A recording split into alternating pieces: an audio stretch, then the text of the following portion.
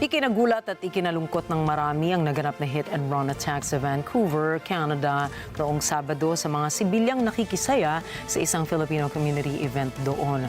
Bagamat nasa kustodiya na ng kapulisan ng sospek, marami pa rin ang nagtatanong kung ano na nga ba ang naging motibo nito sa pananakit na ikinamatay ng 11 katao.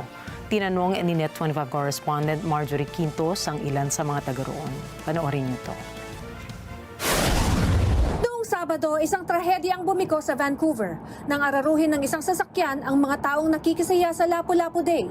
11 ang namatay at 12 ang nasaktan. Tinanong natin ang ating mga kapitbahay at kaibigan dito sa Canada kung ano ang kanilang naging pakiramdam ukol sa insidente. Para kay Arnold Uligo na isang restaurant supervisor at vlogger sa Quebec, kulang ang mga salita para sa pagdadalamhating nararamdaman niya para sa mga apektado. Anya, panahon ito upang magsama-sama, hindi lamang sa kalungkutan, kundi pati na sa pag-usad pasulong. The tragedy during the Lapu-Lapu Festival in Vancouver is truly devastating. It's hard to put into words the sorrow and shock that this event has brought to the community.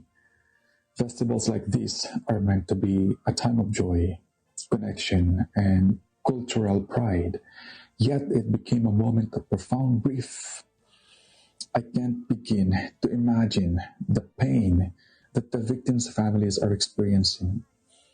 It is in moments like this that we must remind ourselves of the importance of standing together, not just in mourning, but in action. Let's take this moment not only to grieve, but to reflect on how we can contribute to a world where tragedies like this are prevented. Nanawagan naman si social media sales manager Soc de Mesa sa mga Filipino community na pairalin ang pagkakaisa at pagtutulungan sa panahong tulad nito. Sadyang nakakalungkot po ang ganitong pangyayari, lalo na ito ay isang event na dapat sana'y puno ng kasiyahan, pagkakaisa at pagdiriwang ng ating kulturang Pilipino. Isipin na lang natin ang mga batang naroroon, mga pamilya, mga volunteers, lahat biglang nagbago sa isang iglap.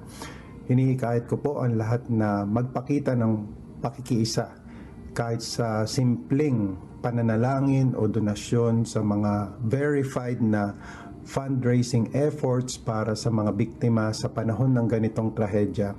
Kailangan natin ang isa't isa sa kabila ng lahat.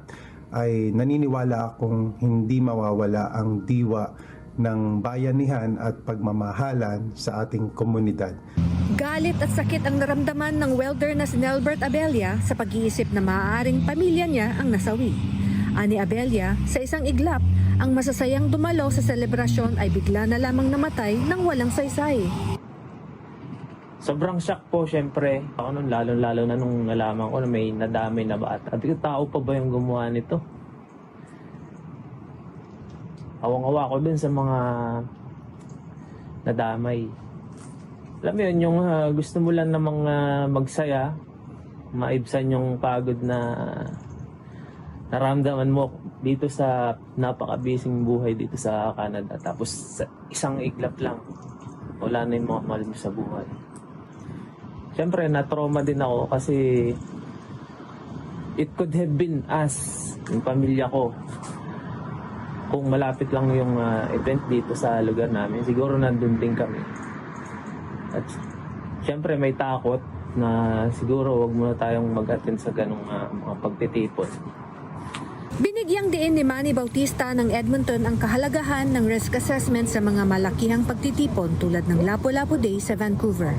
Sa akin po ay gusto ko sanang i-suggest at i-share yung aking ideas how to prevent this kind of tragedy in the future.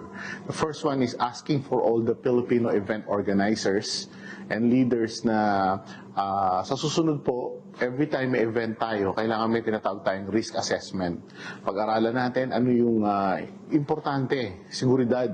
Sino yung mga mamumuno sa security? Sino ang security force? Ayon kay Stephanie Valenzuela na may pamilya at mga kaibigan din sa Vancouver, durog ang kanyang puso sa mga pangyayari. devastated.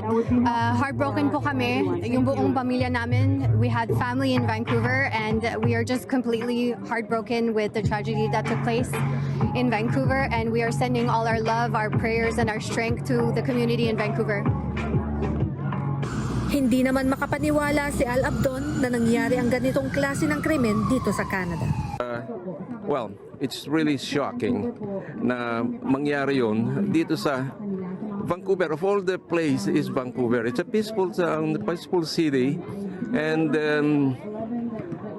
it's supposed to be a peaceful gathering of a Philippine tradition na ginagawa natin sa mga events dito sa Montreal, sa Vancouver, sa Ontario, everywhere.